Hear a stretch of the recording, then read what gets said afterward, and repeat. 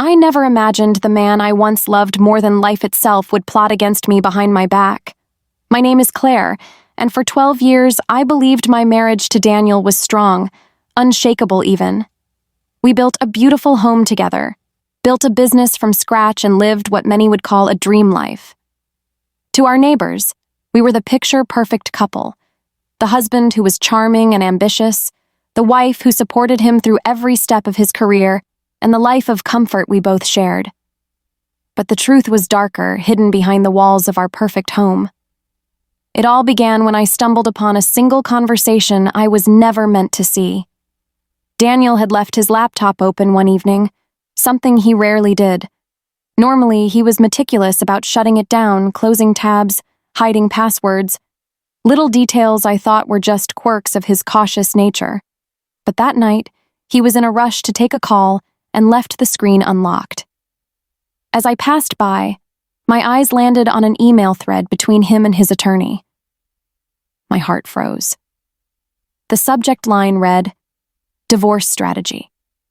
My hands trembled as I clicked, even though some part of me knew I shouldn't. Yet curiosity mixed with dread pulled me deeper. The emails were detailed, cold, clinical. He was not just planning a divorce, but strategizing on how to leave me with almost nothing. He wanted to file in a way that would blindside me, cutting me off from the assets I had helped him build. There were notes about accounts, property, investments, things I had sacrificed for, things I had poured my heart into protecting, all casually listed as items he intended to strip away. He even called me naive in one of his notes to the lawyer, writing that I would never see it coming. I remember sitting there in shock, staring at those words, my world tilting on its axis. Betrayal from a stranger hurts, but betrayal from your own husband cuts like a knife straight to the soul. I could have confronted him right then. I could have screamed, demanded answers, begged him to explain how 12 years of love turned into this cold, calculated cruelty. But instead, something else sparked inside me. Resolve. If he wanted to play this game, he had no idea who he was dealing with. That night, while he sat in his office pretending to work, I began laying the groundwork for my own plan. I started quietly gathering documents, bank statements, property deeds, proof of my contributions to our joint business. Years of paperwork I had neatly organized became my weapon. I reached out to a financial advisor I trusted, someone Daniel didn't even know existed, and laid everything out for him. He looked at me and said words that would change the course of my future. Move everything you can, quietly, before he makes his move. And that's exactly what I did. For days, while Daniel kissed me goodnight and talked about future vacations as if nothing was wrong, I worked in secret.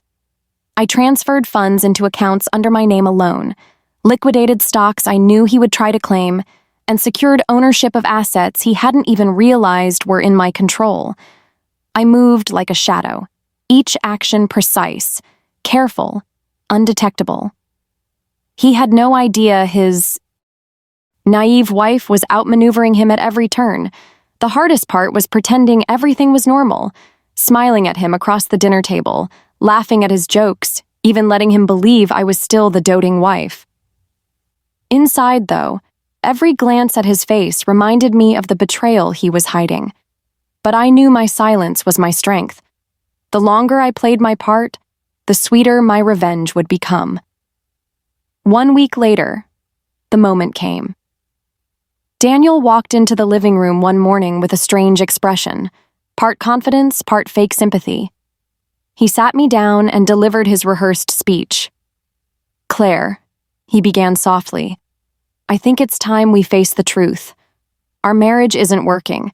I've spoken to an attorney, and I think divorce is the best path for us." He tried to sound gentle, even concerned, but I could see the calculation in his eyes. He thought he had already won. He thought I would cry, beg, maybe even plead with him to stay. Instead, I smiled. "I know," I said calmly. His face flickered with confusion. "You know?" "Yes," I replied, leaning back with a confidence he had never seen in me before. I know all about your plans, the emails, the strategy, the little notes where you called me naive." The color drained from his face. He stuttered, searching for words, but I didn't give him the chance. I placed a folder on the table in front of him. Documents neatly organized, evidence of every asset I had secured under my name. Bank accounts drained from under his nose. Properties transferred. Investments liquidated. It was all there. Undeniable and final. "You see, Daniel," I continued, my voice steady, "you thought you were outsmarting me. You thought I'd just sit back while you destroyed everything we built together. But I've already moved everything. Everything you thought you could take is gone. And when we step into court, you'll realize just how wrong you were about me." He stared at me, his mouth opening and closing like a fish gasping for air. For once, the master manipulator had no words. That silence, his stunned, powerless silence, was the sweetest sound I had ever heard. But what he didn't know yet was that this was only the beginning. Daniel sat frozen, the folder in front of him like a mirror reflecting every mistake he had made. For the first time since I had known him, his arrogance cracked. He leaned back, running a hand through his hair, his voice trembling. "You can't. You wouldn't. Claire, this isn't fair. I built all of this." His attempt to rewrite history almost made me laugh. "You built this?" I asked calmly. "Who stayed up late balancing our business accounts while you networked at parties? Who mortgaged her inheritance to get our first property off the ground? Who held everything together when you were too busy chasing deals to notice the cracks forming at home?" I leaned closer, my voice sharp as glass. "Don't you dare pretend this was yours alone." He opened his mouth to argue, but the words died on his lips. He knew the truth. I had been the foundation, the silent force behind every success, and now I was the force that would undo him. The following weeks were a storm. Daniel tried to salvage control, contacting lawyers, making frantic calls to financial institutions, even attempting to intimidate me into backing down. But everywhere he turned, doors slammed shut. Accounts he thought were joint were now solely mine. Properties he believed he controlled were locked under my name. Even his prized investment portfolio had been liquidated before he realized it was gone. His desperation grew, and with it, his anger. "You can't do this to me," he shouted one evening, pacing the living room. "You're destroying everything." I sat calmly on the couch, sipping tea. "No, Daniel. You destroyed everything when you betrayed me. This," I gestured to the chaos he was drowning in, "is just the consequence." When the divorce proceedings finally began, Daniel walked into the courtroom with the remnants of his pride stitched across his face. But as my lawyer presented the evidence, the documents, the transfers, the meticulous planning I had executed, his confidence dissolved. The judge's expression grew colder with each revelation. Daniel had come expecting to strip me of everything. Instead, he was left exposed as a man who had tried to cheat his wife, only to be outplayed at his own game. The final verdict was devastating for him. I retained the house, the business, the majority of the assets. He was left with little more than his personal belongings and the reputation of a man who had tried to outwit his partner but failed spectacularly. As we walked out of the courthouse, he turned to me, eyes blazing with resentment. "You'll regret this, Claire. You've ruined me."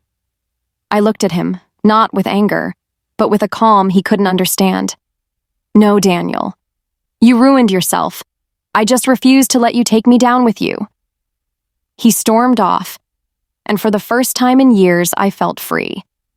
The weight of his betrayal lifted, replaced by a strength I never knew I had. Friends and family whispered about what had happened, some calling me ruthless, others calling me brilliant. But I didn't care about their opinions.